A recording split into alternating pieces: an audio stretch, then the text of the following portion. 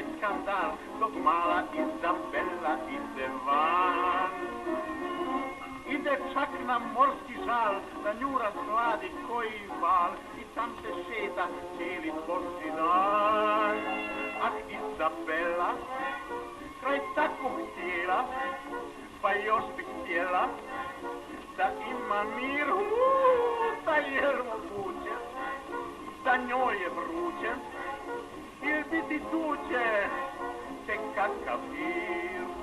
Kraj vode ona hrabro gazi, al ipak pazi na kostym.